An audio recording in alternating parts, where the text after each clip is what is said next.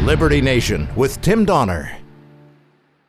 Well, we're also caught up in the ongoing threat of COVID-19, the outbreak of widespread urban violence, and now the presidential race, that it's easy to forget that there are no less than 470 congressional seats also being contested on November 3rd, including 35 in the U.S. Senate.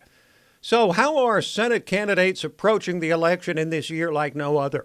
To what extent are Republicans tying themselves to the president and Democrats basing their campaigns on hatred of Trump, as opposed to forging their own identities apart from the candidates at the top of the ticket? Well, having made a run at the U.S. Senate myself a few years ago, I can relate to the man who joins us now. Daniel Gade is the Republican nominee for the 2020 U.S. Senate seat in Virginia, trying to unseat incumbent Democrat Mark Warner.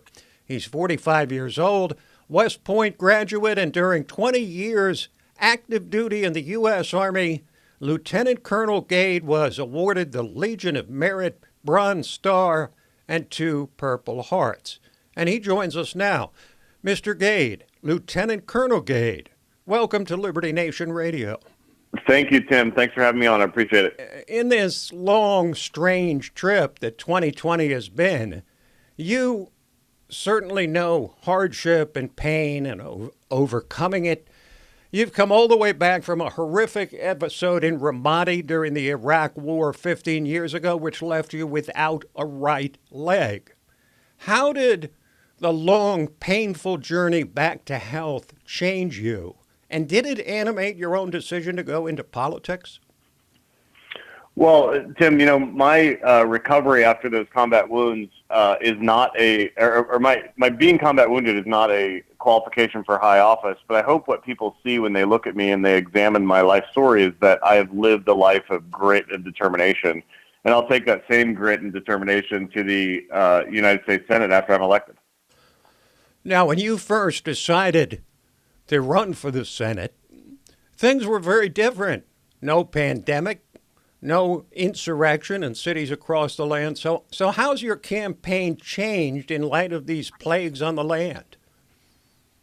Well, you're right. It is a plague, and 2020 has been a pretty major disappointment, I think, in a lot of ways for most Americans, and really painful for some.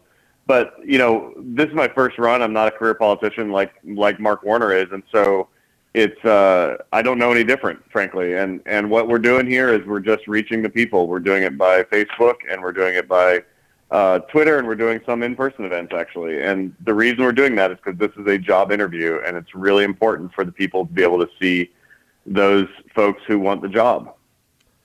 To what extent are you tying your own campaign to President Trump or not? Because Virginia's not exactly Trump country.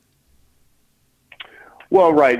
Tim, as you know from your work in promoting liberty and your work in examining the Federalist Papers, the Senate and the Congress more broadly are a separate and co-equal branch of government. So my message to Republicans, Independents, and Democrats is that if you elect me, you're electing a career servant, and I am loyal to the Constitution and loyal to the American people. I'm not loyal necessarily to my party, and my term in the Senate will go past President Trump's term. So when he's right, I'll absolutely back him 100%.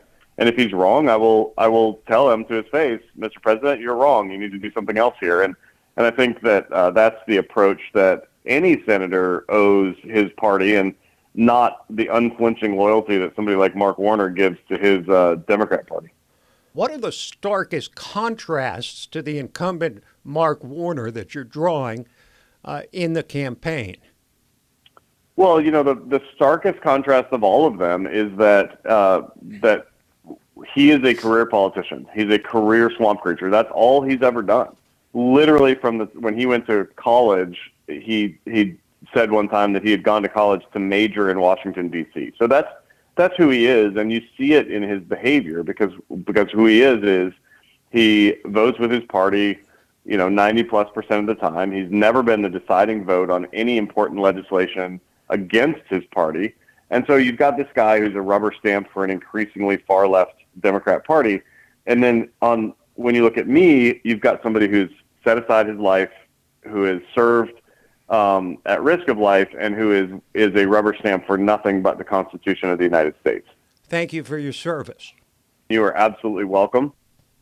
That is Lieutenant Colonel Daniel Gade, Republican nominee for the U.S. Senate in Virginia.